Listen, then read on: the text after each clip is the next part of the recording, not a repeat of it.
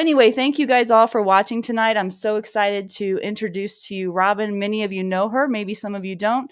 But Robyn Sandoval is the executive director of A Girl and a Gun, and she's a firearms instructor, NRA, USCCA, Rangemaster, and AG certified, a range safety officer, and is trained under many notable instructors. She competes in several sports and disciplines and is the managing editor for Women and Guns magazine, a frequent speaker at national conferences and podcasts on gun-related issues. She also serves on the board of directors of the DC Project and meets with members of Congress. She was on the cover of Time magazine, y'all, and her story is on display at the Buffalo Bill Center of the West Museum in Cody, Wyoming. For her advocacy work, she has been honored with the Defender of Liberty Award from the Second Amendment Foundation. So let's welcome Robyn onto the show. Hey, Robyn. Hi, Laura. Thanks for inviting me on.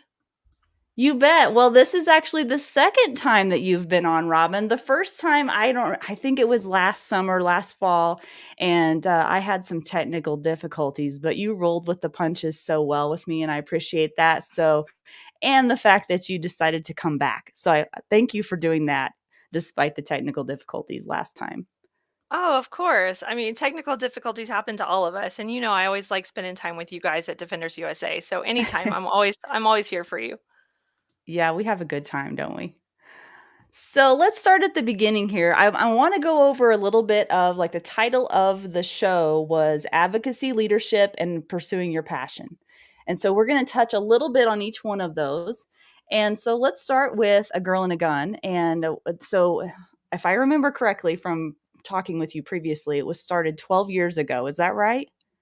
Yeah, that's Okay. right. Okay, so it started 12 years ago. So how has A Girl and a Gun, first of all, maybe a quick synopsis of what it is for anybody that doesn't know, but how has it developed over the years from when it started to now? It's so different. We have had such a journey. So, A Girl and a Gun, for those of you who don't know, we are a membership organization for women. We have recurring events at more than 300 ranges across the country where girls can have girls' night out at the range. We love shooting with our guys, but there's just something different when women mentor other women and when women instructors can impart their knowledge on women students. It just helps really raise women up, and it just has a completely different experience and camaraderie and all kinds of fun. So, on the local level, we have that going on at recurring ranges. We have over 350 events every month. And then on the national level, we have retreats, getaways. We specialize in different activities. We have our national conference, which is coming up in a couple of weeks. We'll have Mm-hmm. 600 students there. We also will be returning to Grand Junction to cameo with the Defenders team in September for our sniper school. So, we're just regular moms going out and putting on ghillie suits and shooting over a mile and a half away, just regular mom stuff. So we do that too. And then we have in June, we're hosting our Drift Academy, which is all things vehicle defense. So it's everything from muck, NOC, managing unknown contacts at a close distance, non-lethal, how to get to those transitional spaces that can be really vulnerable to women, like parking lots, parking garages, um, you know, anytime any of those transitional spaces. So we're going to address how to take that from the very beginning with using your words, using your situational awareness, using your non-lethal, all the way up to shooting in and around the vehicle, and then getting in the car and going on the track and doing some high-speed evasive driving. So I'm really excited about that Oh my event. gosh, So that's that's how A Girl in awesome. the Gun. Yeah, so that's how A Girl in the Gun has grown. 12 years ago, we Yeah. just started with 5 girls at the range getting together to learn how to shoot, and now we're doing really incredible, really kind of mind-blowing things. But I figure if I want to learn it, I'm sure there's some other woman that Yeah. wants to learn it, Someone else and did. then it's just Yeah. kind of grown. That's really awesome, and we're gonna talk about the Mm. national conference a little bit later. I have not like a presentation, but a few screenshots from the website that I wanted to show. So we're gonna go into that a little bit later, but so the, Girl and a Gun, yeah, definitely a lot of stuff going on. I don't know how you manage all of that, and that will be something we'll be going on into later too. But, I wanna jump over to the DC project. So could you Mhm. explain how you got involved, why, and what is the DC project? I'm interested to know. So my friend Diana Muller, excuse me, pardon me one second. Time out. Time out. Okay. So my friend Diana Muller was meeting with her member of Congress from the state of Oklahoma in DC. And she thought, wouldn't this be great if there was a one woman from every state who went into her congressman's office and talked about our gun rights? How can we make that happen? Because you have to be a constituent to have these meetings. And so she reached out to us because we have women in all 50 states. And so she asked if I could help her find these women who were willing to go to DC. So she called it the DC Project. And so we've been doing that for several years now. I think 6 years. It's 5 years. It's been a while. We've been doing it a long time.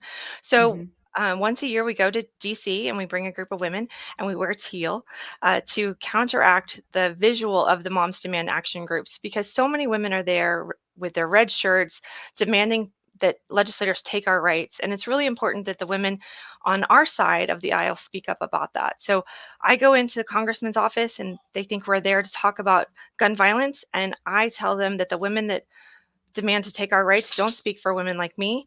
And there's moms out Mm. there like me that just want to protect our families. And so we're able to have that conversation. And it's so important that women lead their voice to that cause, because it's a different perspective. When women can talk about the right to protect myself and my family, it really pulls at the heartstrings of the other side, Mhm. and Mhm. it gets us into deeper and more meaningful conversation than kind of the old school, out of my cold dead hands, that doesn't really fly anymore. So Mhm. being passionate about protecting your children seems to be the message that resonates with a lot more people. So we're hoping to get a lot more voices to share that with us.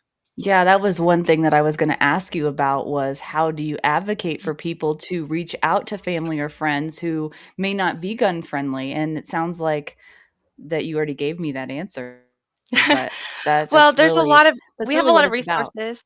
Yeah, and DC Project, we put together some resources, some talking points. We put out a really great flyer for Thanksgiving. So if you're going to Thanksgiving dinner with your anti-gun friends, here are some things to talk about. Your anti-gun Mhm. family. Here are some topics on how you can maybe change some hearts and minds over the dinner table. Because I've always said that marksmanship skills are earned at the range, but hearts and minds are changed at the dinner table. And that's where we need to have those meaningful conversations. And it's really about planting seeds. I was Mhm. anti-gun for most of my life, strongly vocally anti-gun for most of my life. And I found that the best way to open other people's eyes is just to plant seeds, talk about my passion, talk about the love I have for my children. It's not about the Mhm. love I have for my guns. It's the love I have for the people in my life, and that's why I have the guns. And once you can kind of frame that conversation for them, it changes the narrative. Well, I think it's a lot about finding common ground, right? And there's not Absolutely. a lot of that going on right now. There needs to be more of it, I believe. So I think what you're doing is so important and so valuable.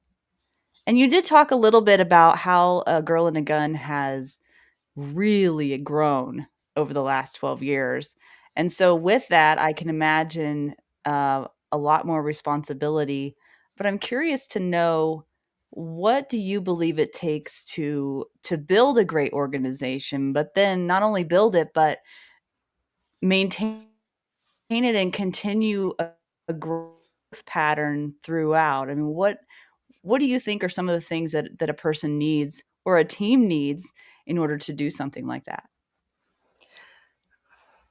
That's a really difficult question because I've been fortunate over the past 12 years. I had a business partner. Juliana was in the trenches with me. A Girl in the Gun was her idea. And together we built this amazing organization. And she stepped out last year. So this is really my first year at the helm. Flying it solo. But I would say that over the years, the reason it's grown is because um, we've done things the right way. We've tried to teach things to a high quality. We've tried to execute things in a way that is effective and always focused on quality. So when women come to us and want to learn to shoot, we make sure that we're giving them proper instruction. We're giving them the right tools they need to really advance in their training, a solid foundation so that they can launch from anything that Adam might have going on or that their local range might have going on. We give them a solid foundation and the confidence to be educated consumers. So I think that's the important thing, is recognizing our lane. There's every Mhm. day men come to us and say, "Oh, I want to have all the things that you guys do. I want to do a sniper school and I want to do a drift academy. And it's really, it's very, tempting to want to cater to men who are awesome guys. We have a lot of men here in Texas. A lot of men have moved here from California and other places. And they're like, hey, I can't tell the guys at work that I've never gone hunting. I can't tell the guys that are all Texans here that I don't know any of this stuff. Can you Mhm. girls teach me? And they want to come to our events because there's no ego. You can just be Mhm. where you are in your journey, and there's no ego. And a lot of times that can be intimidating. So there's times when I want to have those events, but at the end of the day, I have to look at our resources and what our mission is and stay true to who a girl in the gun is. And it's women mentoring other women. And as much as it's a heart mission and I want to train everybody and I want to have everybody have all the fun and excitement and opportunities and knowledge that we have at the range, I'm fortunate to be able to partner with other friends that offer those events for other people. And I can focus on really making an impact in the women's lives. That's awesome. Well, let's dive in really quickly to the national conference. So, I just pulled some screenshots off the website. If you guys want to look at this, Adam, I think I put the website in the banners there, but it's April 27th through the 30th in Grand Junction. Take it away, Robyn. Well, conference is amazing. It really we have four pillars in A Girl and a Gun: education, recreation, competition, and community. And we try to incorporate those four pillars into everything we do. And conference is really the essence of that. We have training on all platforms: pistols, rifles, shotguns. We make it fun. Everybody has a great time. We do a lot of competition. We have different activities where people can learn to Wait a compete. second. Does that say dance party? Yes, we have lots of fun.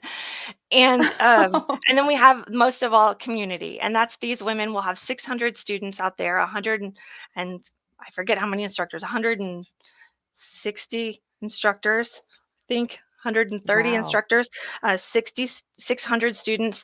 Um, it's just everything, whether you're a defender, a competitor, or just want to have fun at the range with other women, A Girl and a Gun is for you. So these are some of the events that we've done. So we shoot from the ground, we shoot from the helicopter, pistols, rifles, shotguns. If you think it, we do it.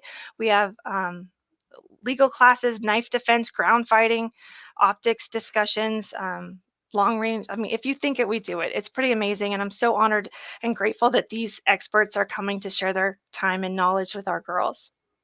That's a lot of people. How many And those girls are are going to be there this year? 600. Wow. Adam, I see your name on there. That's awesome. See, I told you he'd pop on the screen.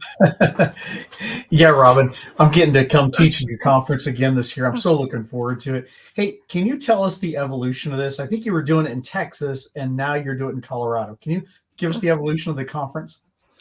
Yeah, back in 2012, Juliana had this idea to give modular training.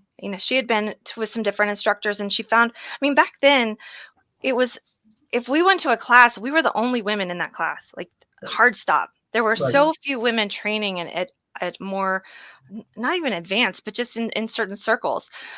And so we thought if we can get these women to a place where these instructors will come and give them 3 hours so that they can understand it's not scary. You can do it. Here's the gear you need. Here's the way the line is run. Just a little bit of knowledge, kind of a sizzle reel, an advertisement of what this class with someone like Tom Givens or Masada Ayub or Adam Winch, what that might be like, and how it's not intimidating. And so we had our first conference. It sold out with 100 women. We were so excited to get 100 women, and it was in just outside of Waco, Texas. And then we moved it a couple years later to a different venue in Texas, and then we moved it a couple years later to another venue because we grew, and then yeah, we outgrew all the ranges in Texas, and so we met Walt at a SHOT Show. Landy Barnes introduced us to Walt Prue, and he said, "You need to come check out Cameo." And I'm like, "Oh my gosh, Colorado, it's so far. How are we going to get our stuff there?" I'm thinking like logistics, how many trailers is that going to take? And he's like, "Well, just come out and see it." And so we flew out there like week after SHOT Show. We just met him. We flew out there and looked at it, and we're like, "Okay, yeah." Isn't it the most beautiful place in the world? And it's perfect for that huge amount of ladies to go to. Yeah, Yeah, it's pretty it's a neat place. incredible. Wow. Yeah. I was so impressed the first year, or the second year I taught there, how huge that was. for you guys. I mean, just a massive complex, and you guys take up the entire place. I mean, it's one of the largest footprint ranges in America, and you're taking up every square foot. Yeah, we have 61 training sessions simultaneously happening. So 61 training areas of Wow. classes going on at the same time. So Walt is very gracious, but it's not just Walt. It goes beyond. I mean, it is so much because of Walt. Because when you go to that facility and you work at a facility that is loved and designed and managed by a shooter, it makes a difference. Like you can tell when you do this all the time and you go to ranges all the time, like we do. When you walk into a facility that is the out of the brain of a shooter who's passionate about what we do, it makes a difference. And so right away we could tell. And so yeah, it allows us to do long range and clays and pistols and rifles and everything in between. It's pretty incredible. And not just Walt, but his whole team that's there. Then they have a whole bunch of volunteers that are there. All the guys that shoot there regularly, they're IDPA Yeah. guys and everything. They come out in RSO for our event. So it's really all hands on deck for that whole community. It's just so amazing for a girl in the gun. We've like I said, we've had our conference at different places around Texas, and when we went to Cameo, not just the range, but the whole community, the whole Yeah. city of Grand Junction welcomed us. They turned the whole airport into a girl in a gun. They Right. put up signs all throughout the airport. It's Really? insane how that whole community has embraced us, and they love having the gun girls there. Well, So it's interesting to me to watch that the heart comes from the leadership from the head, right? It's the same thing I see with AGAG, right? The heart, the leadership is right, so therefore the people are right, the organization right. Same thing with Cameo, right? Walt is just incredible, world-class shooter in his own right, and not only that, one of the best humans I've ever met. So therefore, it's translated all the way down to bringing in those right kind of people. Hey, I want to just real quick, and I want to get out of you and Laura's hair, but I want to tell you how much I admire what you're doing, right, with the ladies. Understand, right? Come from the cop world, right? Who's going to become the victims of crime? More often than not, it's going to be the lady. So for me, the perspective that you're stepping out into and really just appealing to the lady crowd that we oftentimes have a hard time doing as guys, you're being able to build far more defenders within within the ladies that we might never be able to touch. And I just can't tell you how much I admire what you're doing and how you've exploded on a national level to where you're affecting more people than people like me ever could. well, thank you, Adam, for that. Thank you for recognizing the work that we're doing. Because I tell you, I have conversations all the time with ranges that don't get it. They don't understand that women mentoring other women is a positive thing. They think that um, that the guys can do the training, which is true. And there's a lot of great guys out there. I've trained with the most amazing instructors. But when you have a new gun owner who's coming into a gun store that she would never have stepped foot in before, if not for a girl in the gun, she would not have any reason to go in there if she didn't know that there was a group of women there willing to welcome her. It definitely makes a difference. And we see that trend all over the country. We see that we have Yeah. metrics and statistics that prove it, but there's some ranges that just don't see the value.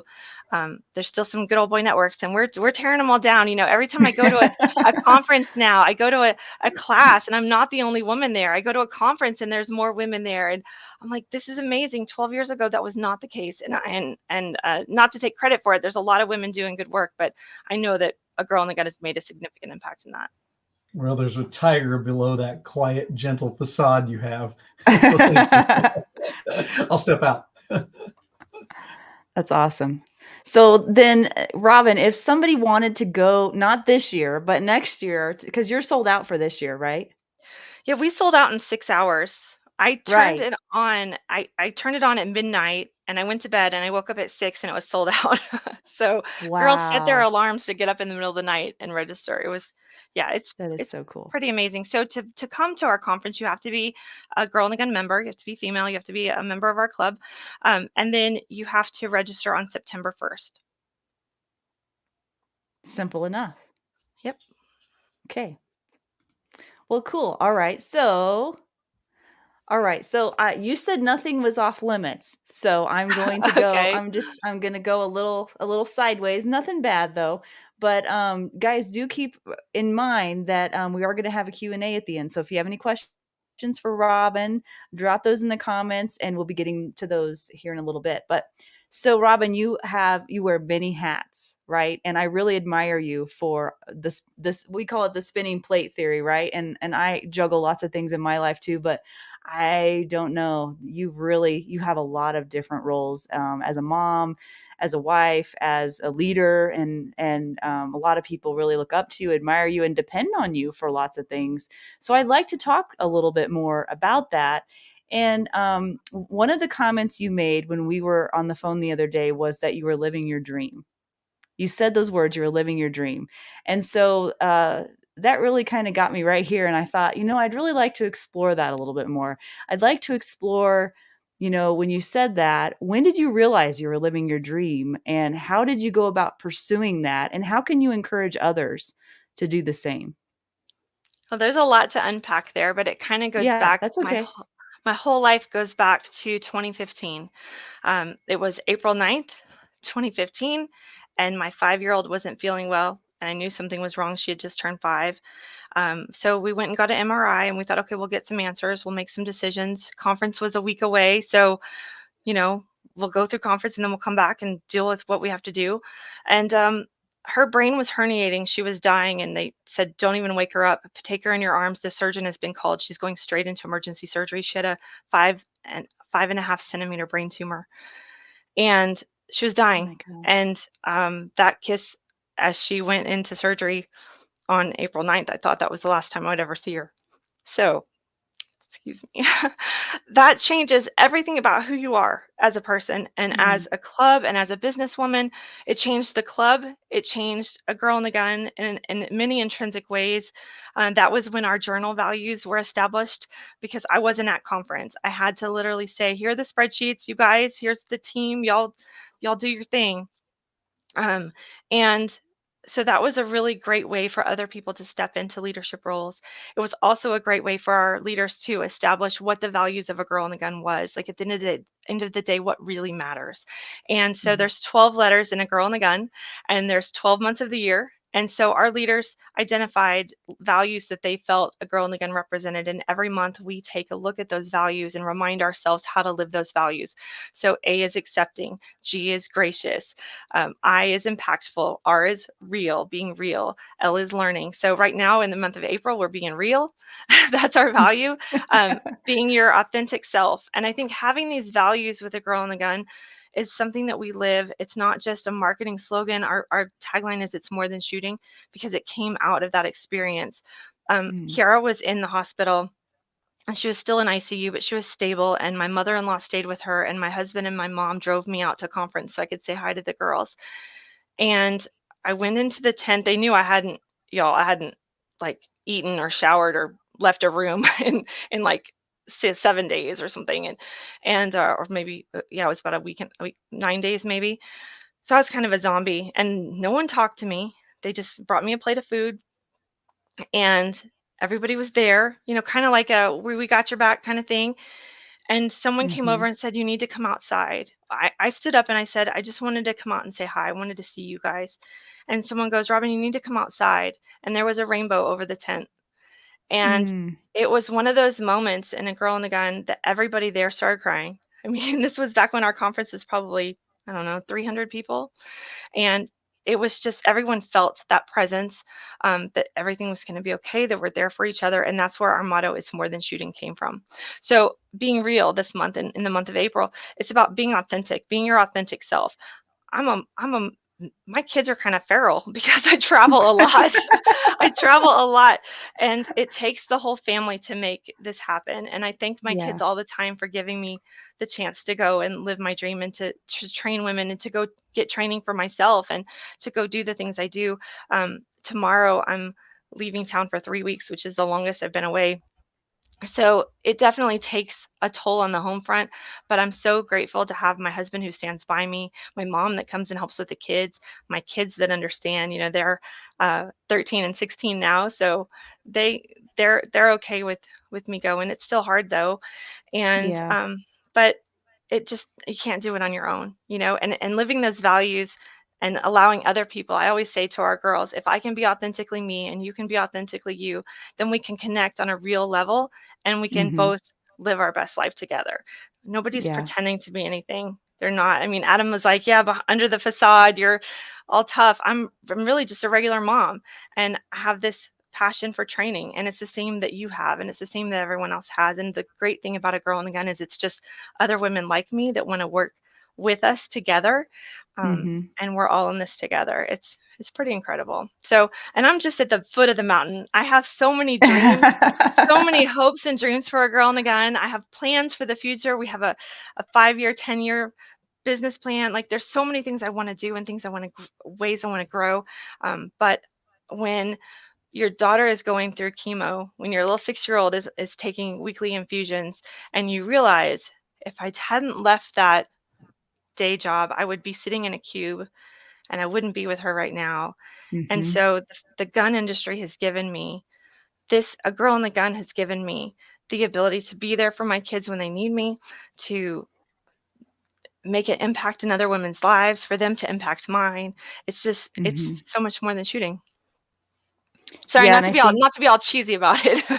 it's not cheesy at all. I think a lot of people can relate to that, and one of the things that I love about what you do is I've heard a lot of instructors say this too, that when they really are giving fully of themselves to their students, they're getting so much in return that I don't think the students realize, you know? It's a two-way street, and so it sounds like that's what's happening with you with the organization as well. You get just as much out of it as you give, and that's the way it should be. I legitimately love these women. I love where they are in their journeys. I love that they come new and they might be, you know, 71 years old and have never shot before, and they're feeling a little more vulnerable, but they have a little more time, they have a little Mhm. more money, and they want to feel Mhm. that. And I'm like, "Come on, Mhm. sister. Let's go. Like, Mhm. we'll do this." And they feel the Mhm. strength Oh, and those are my girls. I love the those vigor, girls. yes, that they've never Yeah. had before, and people do things that they never thought they could do Yeah. before. And Renee, I'm talking to you right now, Mhm. getting on planes all the time. Renee didn't wanna travel, she was scared to travel, and now she's taken 2 cross-country trips by herself. Wow. People are just, it's not about the gun, it's about the experience that the gun allows people to have. Getting to Mhm. training, traveling, meeting other people, going to new places, it's just, it changes lives. Yeah, it truly does, and I've always thought that the gun is just the vehicle to self-improvement, to self-confidence, to learning. Of course, there's lots of skill building going on, but there's so much camaraderie and networking and friendships made, lifelong friendships. I mean, some of my friends I've made in the gun community, are lifelong friends, there's no doubt about it. I mean, they're your diehards, right? It's so amazing too, because, and especially with the women's organization, and I hear all the time that we're all women that never hung out with other women. We're all the women Yeah. that hung out with guys or did guy Yeah. things.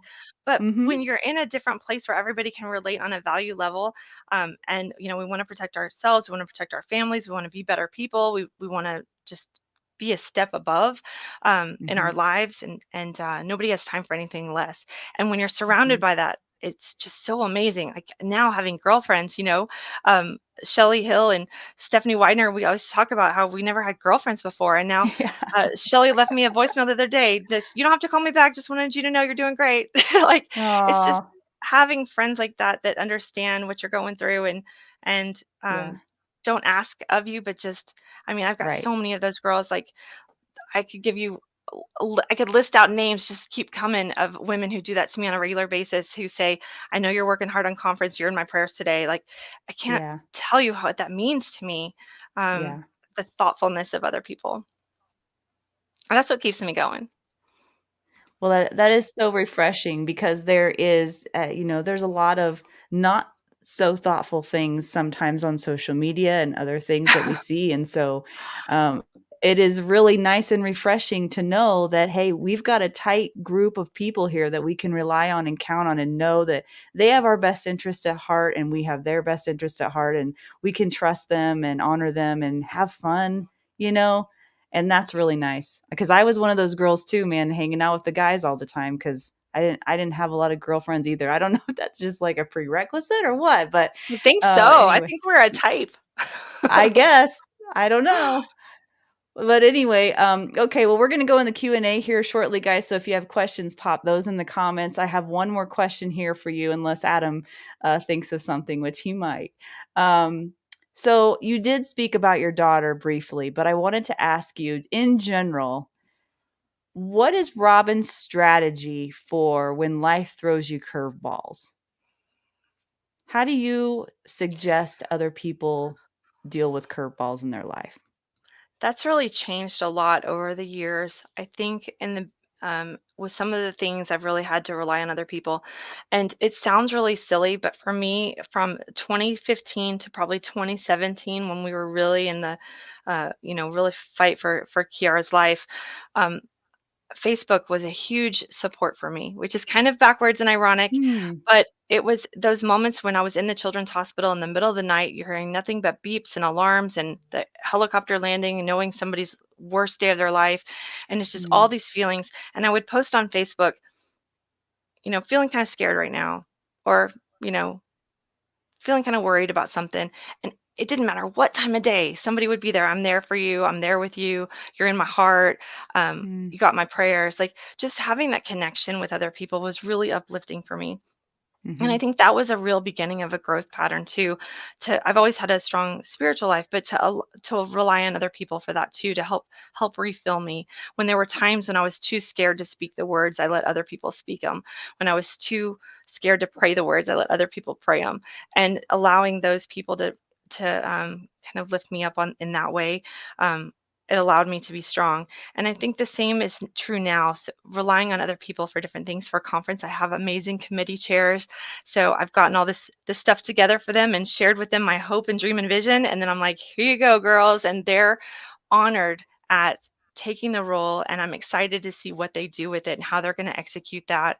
And just all the different parts and pieces that are coming together. I think that's kind of allowing other people to hold you up. And then I mean, if you're going to have a great team, let them be great, So Yeah, I'm you just have to really, really trust lucky. them. Yeah. I'm really lucky that I've been surrounded by women who care and that are really great like that. So for me, coping on that would be relying on other people, reaching out to other people. And then also, that was in the beginning. I think now I just don't allow myself to think anything other than what's positive. It's really choosing joy. Mm. Earlier today, I saw a post online of a cancer kid. She's forever 12, and there was her mom. It's been several years, but her mom had posted a picture of her, and I ugly cried because I'm fixing to Aw. leave my kids tomorrow for 3 weeks. And Yeah. I told my daughter when she got home from school, I was like, I almost went and got you from school. Like I almost needed you here, like right now.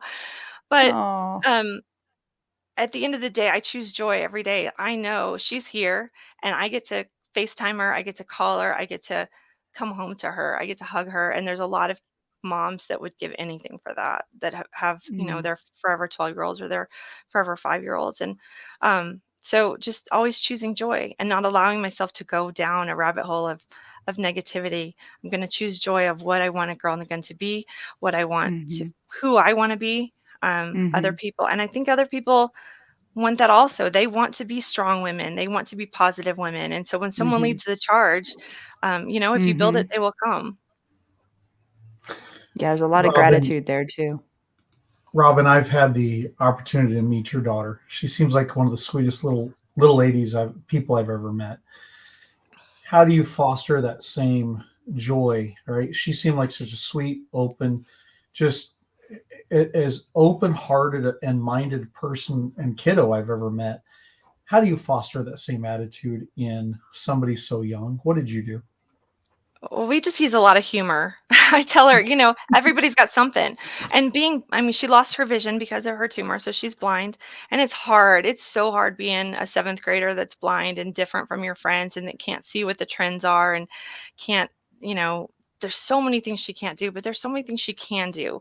And I was telling her the other day that someday when she's older, she's going to come to conference. When she's not in school, she'll come to conference and she'll probably help run the pro shop and she can use the scanner and check people out and run the cash register. And she's like, I can do that. I'm like, yeah, it has voiceover technology. You can do that. She's like, I can do that. She's like, maybe people will be surprised I can do that. I'm like, they probably will be, but you know what? You'll show them you can do that.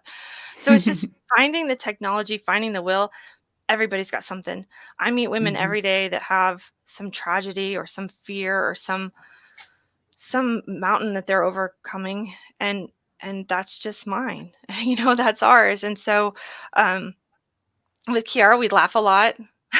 we laugh inappropriately about blindness and cancer, and we always giggle that if we're going to commit a crime, she's going to be on lookout, and she's always like, I'll be like, oh man, I forgot to go to Lowe's, and my son's like, let's just break in, and Kira's like, I'll be on lookout. She's like, I'll be like, caca, caca, So we just have really inappropriate jokes about blindness, but it's actually made her, I think, stronger and more confident too as a woman. I want her to know she is her own self-defender. The sexual assault rate of blind females is just staggering. It's like 90%. It's insane. And so I want her to know that she is worth defending, that she can protect herself. It's a mindset really for her that you are going to fight to the finish, that you're not less, you're not disabled, you're not a victim. And so really it's instilling that mindset in her. And she's so amazing. I posted on Facebook, I don't know if y'all saw the post, but she's a cheerleader at her school. She's in her middle school, and she's a cheerleader. And there was some drama, and the other 7th grade cheerleaders didn't want to cheer. And so she said, she goes, well, I didn't see a sign that said no cheering. So she went out there. She goes, I don't see a sign that says no cheering. So she and another girl went out and started cheering, and they did their thing. And I was just so proud of her, because I'm like, no one's going to hold you back, Yeah. Just go So- do it. So different avenue of question. Besides the canned answer of you want all the ladies to join, who is it you tend to see join AGAG, right? Who are the people, not only the people you're looking for, but who tends to come to A Girl and a Gun? It really depends. On the local level, we have a lot of diversity.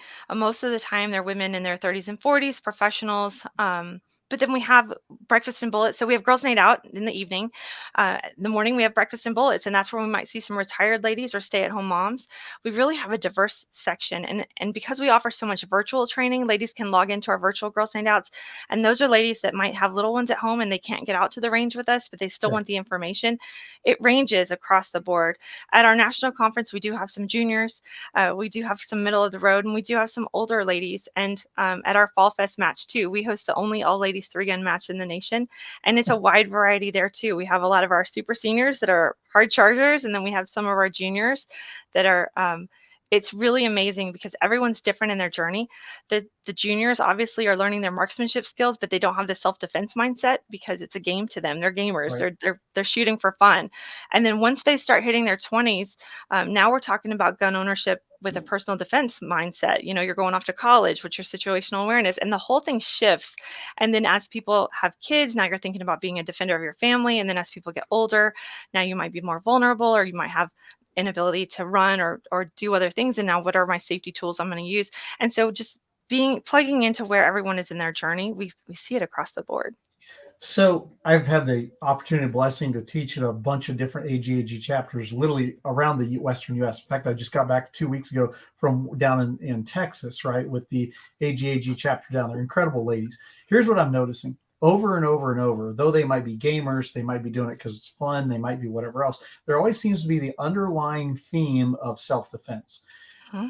Are you noticing the same thing? Is that your goal? Is that your point? It doesn't seem like you're tied into just competition, just this, just that. You're kind of looking at the broader picture, and that's what I'm seeing of all your ladies when I taught in Lufkin and when I'm heading to Missouri and other places. That's what I'm seeing when I'm talking to your girls. Yeah, I try to plug in self-defense into everything that we do, just because the gun is a tool. It's a great equalizer for women. It's a great skill for these women to have, and for them to recognize all the different uses of it. And shooting is fun, and having a match is fun. It gives you that trigger time. It gives you that, your mag load, your splits are better, and all those things that you can do with unconscious competence. But having that self-defense mindset and that never quit attitude, and that how am I going to have it staged in my home? How am I going to secure this in my home? How am I going to talk about this with other people who might be anti-gun? There's just such a broad spectrum of the things that we talk about all the time. And at the end of the day, it's about being safe and advocating for your family, advocating for our rights. We need everybody on board talking about how we want our rights, or else they're going to be taken from us. So whether you have your firearms for hunting or gaming or recreation or defensive use, we want everyone in that conversation to keep them. So can I get you to fire yourself from AGAG and come work for Defenders? No comment. She's Someday, not saying Adam, anything. Yeah, yeah, Oh, we're he gonna left. be Why did he leave? he says that like a mic drop, right? He's just gonna say it and Yeah, and bail, right? and bails out. Yeah. Well, you Yeah. don't have to answer. It's okay. But okay. I All love right. that we Well, can work with each other. We're climbing the mountain together. We've got a yeah, lot of that's true. people out there that need this message. We've got a lot of people, and I see all the time people who just didn't know they could go to the range. I have women coming in, and we ask them, "Why did you join a Girl and a Gun? Was it the pandemic? Was it the fear of legislation and bans? Was it you got some extra money laying around, or was it just you were bored? Why did you come to a Girl and a Gun?" And more we're hearing that it's because they didn't know they could, that they thought to go to a Really? range you had to be an operator, you had to be a cop, you had to be a guy, you had to be in the deer lease with somebody who's had it for generations. A lot of women just didn't know you can go to the range and or go online to agirlandagun.org, find a local chapter, and just show up. It's as Hmm. easy as that. There's classes at the range. There's things the range can point you in the right direction. Hopefully, if you have a good community and your range is a good and diverse, open to diversity of different ages, abilities, ethnicities, religious backgrounds. I mean, it takes, you want to go where you're welcome. And I think having a Girl and a Gun in a range Hmm. shows right away that that range is a female friendly, diversity friendly, open place for you to go. And so that's where you can go Yeah. find training. Well, I've had a lot of fun with you tonight, Robin. We're coming in towards the end of the broadcast. Are there any parting thoughts you'd like to leave people with before we go into the Q&A? No, I'm kind of nervous about the Q&A. Like, what is everybody can throw me some softballs? Give me some I don't know, softballs, y'all. you guys yeah, no, you shouldn't be nervous about that at all. No, there's only one question so far, guys. If you have questions for Robin, come on, you've got something you can throw in the comments. We've got her here right now live. I mean, that would be I great don't to think hear anyone from needs more to of you. ask me a question because I'm kind of an open book. They hear from me all the time. Right, they probably know most everything about you anyway, but, let's see, let's start with, Clint. Clint wants to know, "My 14-year-old daughter enjoys firearms competition and defensive training. She's becoming a training junkie. How do I, as her father, get her connected to AGAG?" Awesome. Well, we have youth members, so as long as somebody is old enough to understand the range commands, she can come to our events. She will have to have a guardian with her at all times. So if mom isn't around or an aunt guardian that can come, dad can come, and most of the dads understand our mission and are supportive of that, and they want their daughter to be mentored by other women. So dads keep a low profile, but come out to the range. If there's a local chapter near you, just get in touch with the local facilitator. If there's not a local chapter near you, then find a female instructor in your area and ask her to look into starting in a Girl and Again chapter there. Or you can join our national chapter. We have a virtual chapter for all of our our homeless members across the country.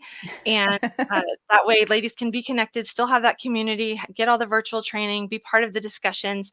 You'll get emails from me every Tuesday. You get all of our member perks and discounts, and there's a lot that a Girl and Again members get. And so if you want to be, she could be a youth member and get all that information. So she's getting the knowledge. And then when there is a chapter there, she can jump in and join. She can also come out if she's into competition. She can join us at Fall Fest. If she wants to be a three gunner, we do have Mm. Three Gun University. So if she knows how to run a pistol, rifle, shotgun, the 3 days before the match, we teach her how to play the game. So we have a Three Gun University. So all of our ladies can go through that and learn, how to use certain props that are in the match, how to use dumb barrels, how to maybe tackle a certain target array, or just different tips and tactics that you would need in some of the Three Gun stages. But if that interests her, yeah, go to Mm. agirlandagun.org/fallfest. Awesome. Okay, this person wants to know if you have taken your daughter shooting. Actually, she did shoot with Walt Pruitt Cameo. I was out there taking a Oh, long range really? class, yes, and, I asked my husband and son if they wanted to take the class with me, with Adam and his Defenders USA team, and while we were up there shooting on the long range, Walt took Kiara to a bay with a .22 rifle, and she shot a little bit. The reason I don't take her to the range too often is because she's lost her vision. Her hearing is super sensitive. She's Mm. like, who's the superhero? Wolverine? No, no, Daredevil. Daredevil. She's like Daredevil. So she can hear everything. I mean, when I unwrap a candy bar, like she's here before the dog is. Like she can hear everything. I can't talk about her because she's always like, what were you saying? She hears it. So I have to be really protective of her hearing, because it's now her primary self-defense situational awareness tool. So that's why I don't bring her to the range very often.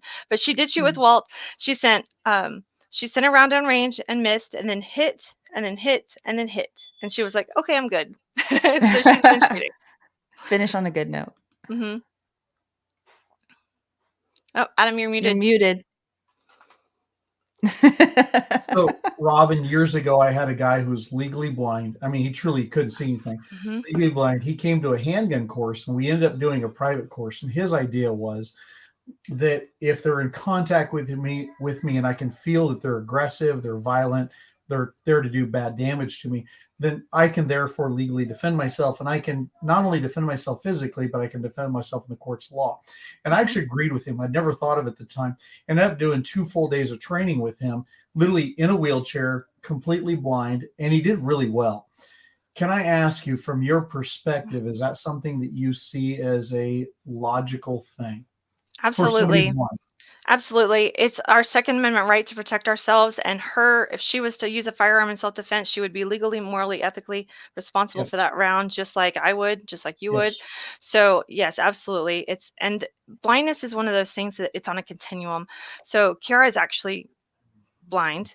She can see if the light is on or off in one eye. She can see a little bit of light, but she can't see anything. Whereas most people can see, if they have peripheral vision or tunnel vision, or not in the middle, or a different levels of vision.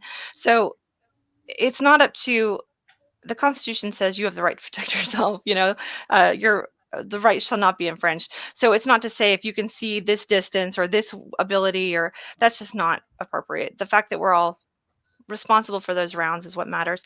And for her too, we I know that we're running short on time, but no, you're good. Go ahead. I had never met anybody who was blind before, ever, my whole life. And one time I had been at the range and saw this guy come in with his white cane, and we were at an indoor range, and I was like, are you kidding me right now? Like, what if there's a ricochet? What if I was nervous about it. And I talked to a friend, and yeah, it's his Second Amendment right. And I was like, okay, I'll chew on that for a little while. And then a few years later, we had a woman come to a Girl in the Gun. She was a Girl Gun member. She came to conference. She actually came to 3 different conferences. Her name is Melissa, and she's blind. She's in her 50s. She's been blind her whole life. She's from New York, and she wanted a way to defend herself. And she was an amazing shooter. She was very situationally aware. She knew exactly what was going on. She was a good listener. She was listening to the instructor and followed range commands very well. And all of my instructors that had her at conference said I would take a whole line of women like her. She was really attentive and very skilled. So it happened to be on the day that the doctors, when they did Kira's first surgery, they thought she might have a temporary vision loss. And about 2 months later, they were like, oh, this is not coming back ever. And that was a shock. We weren't prepared for that. And so the day that I got the diagnosis, the day that we met with the ophthalmologist, and I had been reading all these blogs and all these things online, and they said, they don't want to say blindness. They just, they'll use euphemisms. And so I just flat out asked, is this blindness? And she said, yes. And I went home and I'm like, okay, how are we going to deal with this? What does that mean? And that day, Melissa sent me an email, and she said, hey, you've been on my mind, and I just wanted you to know I just got back from Cancun. I went on a scuba trip, and everybody went to her. I could hear the coral hissing, and everyone was like, what did you feel? And she's like, I could hear different sounds the coral was making. So the entire scuba group went back down to experience it her way. Just this whole thing about what a great trip she had. And I said, it's crazy that you wrote me today. I just got this news. And she said, I'm not a parent, and I'm not going to tell you what to do or offer you advice. And I said, please offer me advice. And she gave me the best advice as starting that journey and how to best advocate for Kiara for mobility and literacy to make sure that she can have all the opportunities in the world. And had I not met her through a Girl in the Gun, had I not met her on the range, had she not emailed me that day, I mean, these are people that are placed in your life for a reason. And so, yeah, I know my daughter can do anything because I've seen other people do anything. Wow, that's amazing. Yeah, when I got this guy who begged me for training, at first I kind of did the conventional wisdom of he's blind, don't train him. And then immediately I thought like you did, that he deserves defense as much, if not more, than anybody else. and who's going to become the victim of crime? Somebody who's less disabled than somebody who's more able. And so I trained him, and then almost for a while I kind of kept quiet about it, because when I would talk about it, it seemed like there was condemnation from so many of the training crowd. Yet Mm-hmm. I'm thinking he needs it more than anybody else, and it became a thing to where if you have any disability whatsoever, I desperately want to train you, or somebody like me should find you and get the training into you. So it's interesting to hear a perspective, and I'm glad to think that we're walking the same path. Yeah, we have a lot of blind shooters that whenever someone does something at the range that's really amazing or they want to be cheered on, I get Yes. a lot of emails talking about that just because I do a lot of braille advocacy and blindness advocacy. And we actually just had a member in one of our Houston chapters pass her LTC qual with a nearly perfect score, and everybody cheered for her. It's just really incredible. Like you said, especially their victimization rates are staggering. If you can't identify who's coming for you and you can't see them coming, I mean, we want everybody 21 feet away, and they don't know until someone's touching them, and that's 21 feet Mhm. close. So they need all the tools in their toolbox. Amen. Okay. Absolutely. You just never know when he's going to pop in or not. It's kind of fun. Keeps me on my toes. Okay, so I have two questions. They're related. One person wants to know the age of the eldest AGAG member, and the other person asks who's the youngest. So, what are the age ranges? Well, I would say our youngest is probably Esme, who's Tatiana Whitlock's daughter. She was just born. So, uh, Tatiana is our director of training, and so Esme will be at conference. She's itty bitty. Usually, our youth members start around age 8. There are a couple that are younger. It really depends on the maturity of the child, if they can follow range commands. If they can obey range commands and have a mature understanding of what's happening, then they can train with us. And that could be 8, it could be younger, maybe not till 11, depending on the maturity of that child, maybe not even till later. So it really just is kind of individual. As for the oldest, I know that we have some ladies in their 80s. Um, I wouldn't surprise me if we had 80 ladies in their 90s. I don't know. I know we have a lot of super 70s, and they're Super amazing. 70s. I love that. Yeah, I would say that probably ladies in their 90s. And what's amazing is during the COVID pandemic, we lost some of our older members, and Mm, their children sent us their obituaries. And in the 500 words of someone's life, a girl in a gun was 5 of those words. It meant that much to them to have that mm. community and that empowerment. And that's just the most amazing thing. That is so powerful. Wow. Let's see. We've got a couple more here. Thanks, guys, for typing in your questions. I appreciate you. Scott wants to know how many members are there, or how many members and chapters are active? So we have about 300 chapters across the country. There's 300 ranges, so about 280 chapters. Some of them use multiple ranges. And then members, we have members in all 50 states. Membership is one of those things that kind of plateaus because as new ladies come in, other ladies don't renew, other people do renew. We usually hover between 7,000 to 8,000 active members at any time. In our membership database over the past 12 years, I think we have 32,000 women that still get our newsletters and follow up with us and come out and train with us. Last year we trained 38,000 women. That was 38,000 waivers that were submitted for our events. So Wow, that's there's about 7,000 card carrying members out there. So yeah, if you want to support us and be a part of us and be a card carrying member, please sign up. all right. And I'm sure Adam typed this one in. How do you maintain balance in an overly busy and heavily traveled life? What's balance? I don't know. I drink a lot of White Monster. Monster, if you're out there, you can be a sponsor. Yeah, no. I balance would just be um, every day I get up and I think, okay, let's do it. I hit the floor and say, Yeah, it's time to slay, it's time to beast. So yeah. um, I'm really grateful that I get to wear all the hats. So I do some customer service, I do some finance, I do some marketing, I do some, all the different You things. So never it's get never bored. boring. It's never boring. And especially with conference coming up, there's very little sleep the past few weeks, but it'll be worth it when I see my girls. Yeah, definitely. It's funny that you mentioned what's balance because Adam and I had this conversation just today about, well, and I had said that, everybody talks about how we need to be so balanced and all these things. And while I believe that, I don't always live my life completely balanced. One day I'm really passionate and going for this thing, and the next thing it's over here. And I think that's okay, right? I mean, I Well, I love feel the like slay I the don't have dragon thing that you said. well, I think for men, maybe they can compartmentalize a little better, or for different people who have different careers, you can walk out of the Mhm. office and turn it off. But for me, my, gun rights is my passion. Um, I giggle because I see people I haven't seen in 30 years, and I tell my husband, I'm like, oh my gosh, I only know how to talk about guns and blindness and cancer. Like I can work that in. I can work pediatric brain cancer into any conversation. Like you talk about the weather, and I throw in Second Amendment rights. Like it's just part Yeah, of who I am. And so there's yeah. not a clock off and just be a mom time. Even with my kids, I'm talking about, Cooper's color codes, and it's just on all the time.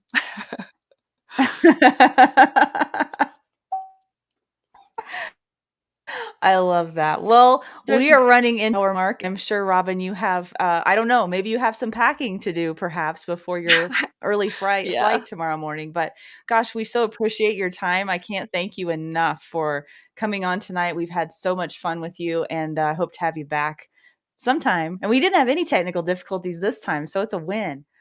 Right? Look at that. Super smooth. Y'all are experts I now. know. We're getting better every time. Trying Well, anyway. I hope someday you'll be able to make it to conference. Adam, I'm looking forward to seeing you in a couple weeks. And everybody watching, thank you for your support. All right. Thank you, Robin. I'll be in touch. Hey, don't leave the studio. Stay in the green room and I'll be there in a minute. Okay. All right, guys. So let's wrap up here for tonight. I want to tell you what you can expect for next week. We are going to have Akil Kadar. I'm sorry if I butchered your name, but I'm pretty sure I said it right. Akil Kadar, Kadir. Maybe it's Kadir. Anyway, Robin probably knows how to say it.